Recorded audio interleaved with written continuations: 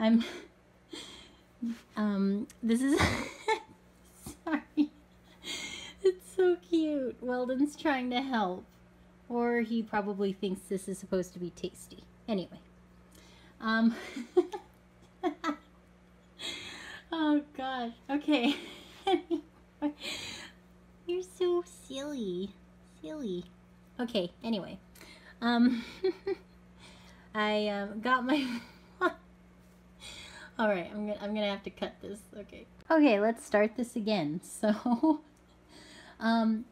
during the live stream yesterday, people asked in general, like, what do I feed my fish? And my fish get like 90% live food, and then occasionally I'll feed frozen thawed, and then least occasionally I do dry food. And I've decided that I want to incorporate more dry food. Hi. Incorporate more dry food so that the fish have a more rounded out nutrition profile. So whenever these companies make these dried foods, they do go through, like the good foods, the expensive foods, they do go through and try and include really high quality ingredients. And they spend a lot of time like researching what should go into this food, that kind of stuff. So I've decided that I want to tighten that up and feed more dry food. And also I'm not going to be here this summer very often. I'm going to try and come back home every weekend, but who knows what will happen. And therefore my boyfriend is going to be one taking care of all these fish. Most of these fish are large enough and not picky enough that most of them should be able to go on a more dry food diet. However, some fish, like the pygmy sunfish back here, all they eat is live food, and they're like on their 8th generation. These clownfish, I haven't tried dry food yet, but I'm gonna try it out. Some of these killifish species I doubt have had dry food, but I'm gonna try and transition them over and see if I can make that happen. Lick. My main problem with dry food is I open stuff up and then I forget to use it. So check this out. Today is May 20th, 2017. This thing has been opened since 1/9/2016, since January of last year. Is this stuff still good? Probably, maybe, who knows, all right? So this thing was open. You can see I barely used any of it. I'm like kicking myself right now because this is a not cheap food. Really kicking myself, and my fish like this food when I do remember to feed it. Even though this says expiration date January 2019, it's been open this entire time. Yes, it was refrigerated. Yes, I very rarely opened it, but goodbye. All right. This is even older. Look at this. Trying to help, Weldon. Okay, this is even older. This, yeah, time to go. Oh, totally missed that one. This one opened at the same time. Okay, let's see what I do have.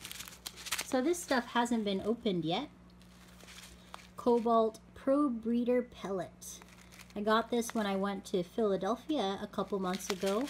Unsealed, kept dry and dark. So pretty high protein, 45% protein. Salmon meal is the first thing, followed by wheat and soy flour to bind everything together. Okay, so this one's supposed to be good. I got some brine shrimp pellets. Okay, so this one, salmon meal, dried brine shrimp, brewer's yeast. Looks good. Huh? Mugging? And then everyone has been raving about this. I just got this.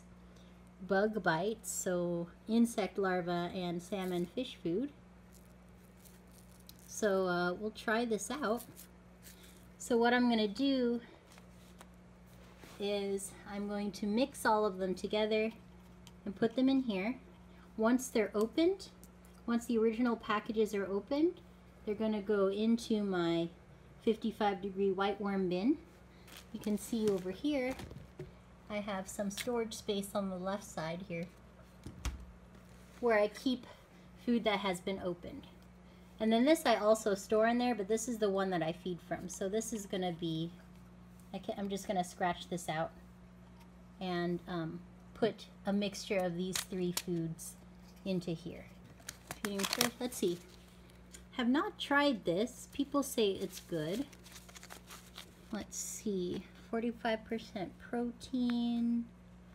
Ooh, starts with krill. That's pretty good. Whole Antarctic krill. High omega herring meal, sardine meal. Wow, this looks pretty nice. Okay, maybe I'll throw this into the mix too.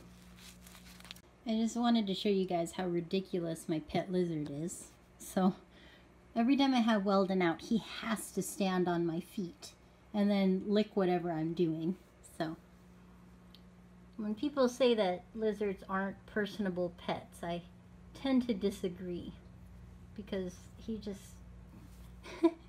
he's like a cat. He has to be on my keyboard, he has to be on my lap, he has to be standing on my foot. Anyway, so one thing I forgot to mention is, again, when I open these, I always put the open date. And I'm gonna check these out. Let's see what these look like. I have not looked at these. One thing that I always buy when I go into a fish store is food or nets. Like, I love head bob? No head bob. Okay. You can't eat that. No. I know it's bright pink, but it's not edible. Yes, I'm talking to you. I'm talking to you. Okay. I always buy like food or fish nets, because I like, you know, checking out the food at every fish store, and I always feel obligated to buy something. Huh, interesting. These are a lot bigger than I thought they would be. Again, all I have are tiny fish, and these are quite a bit larger. Let's smell it. Smells like fish food. Looks like I can crumble it up. Dang it, I should have gotten the small one. Like, look at this dude. Don't eat this fish food. It's not yours. Anyway, this is a lot bigger than I thought she was gonna be. You can't eat that either. Sorry, I keep getting distracted. This is bigger than I thought, but it can be ground down, but that's not the point. I wanted it to be like really easy to feed. That's okay. I might leave it out of this one. It is easy to break up though. I should have gotten the small one. I have no idea why I bought the medium to large fish size. Okay, well, that's why I buy stuff. Let's try Betta Bites. Hold on. This is the 1mm size, so this should be a better size. This is more what I like to see. 1mm, this will be good. So I'm going to open these up. Give me a second. Okay, so I have the premium brine shrimp pellet on the left and the pro breeder pellets on the right. I'm a little, what do you call it? A bit disappointed with how large the brine shrimp pellets are. The ingredients on these guys looked a lot better than the other one, but they're huge. Like, my fish can't eat that. These ones, these sticks, they might be able to do. So I just wanted to show why pellets like this are not good for bettas. Looks like that Palafina's figuring it out, but bettas and killifish, that is. See, look at this. It sinks like a rock instead of like clinging to the surface and falling slowly. And then what's going to happen is this female is going to hog all of this. So instead of it clinging to the surface and kind of getting all over the tank and then slowly sinking, when pellets like fall like rocks, 1 or 2 fish are gonna figure it out, and then they're just gonna bloat and engorge. And then all these other fish are just gonna be kind of clueless and be like, well, what's going on?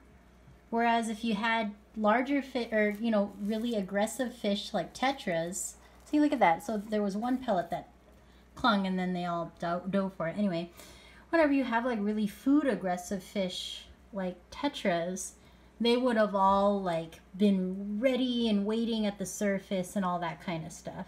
So he managed to get a pellet that clung to the surface down here. Only 1 or 2 pellets did that.